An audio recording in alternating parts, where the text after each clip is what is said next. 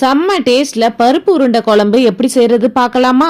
அதுக்கு கடலப்பருப்பு 1 மணி நேரம் ஊற வச்சு கழுவி வடிகட்டி எடுத்துக்கோங்க. இப்ப மிக்ஸி ஜார்ல கடலப்பருப்பு, 3 காஞ்ச மிளகாய், சிறு துண்டு இஞ்சி, 4 பல்லு பூண்டு, கொஞ்சமா பெருஞ்சீரகம் சேர்த்து எல்லாத்தையும் அரைச்சிக்கோங்க. இப்ப கடாயில எண்ணெய் சேர்த்து கடுகு, வெந்தயம், சீரகம், பூண்டு, கருவேப்பிலை இதெல்லாமே சேர்த்துட்டு அது கூடவே பொடியா நறுக்குன வெங்காயம், தக்காளி, தேவையான அளவு உப்பு சேர்த்து வதக்கிக்கோங்க. இப்ப காரத்துக்கு ஏத்த மாதிரி மிளகாத்தூள் சேர்த்துட்டு 1/2 ஸ்பூன் மஞ்சத்தூள், கொஞ்சமா புளி கரைச்சல், தண்ணி சேர்த்து உப்பு காரம் பார்த்துட்டு தட்டை போட்டு மூடிடுங்க.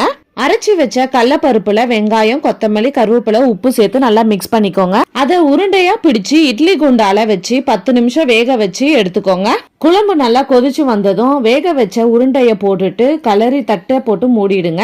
ஒரு 5 நிமிஷம் கழிச்சு தட்டை ஓபன் பண்ணி அதுல கொஞ்சம் கொத்தமல்லி, கருவேப்பிலை போட்டு இறக்குனீங்கன்னா அருமையான உருண்டை குழம்பு ரெடி. நீங்களும் உங்க வீட்டுல செஞ்சு பார்த்துட்டு எப்படி இருந்தது கமெண்ட்ல சொல்லுங்க. தேங்க்ஸ் ஃபார் வாட்சிங்.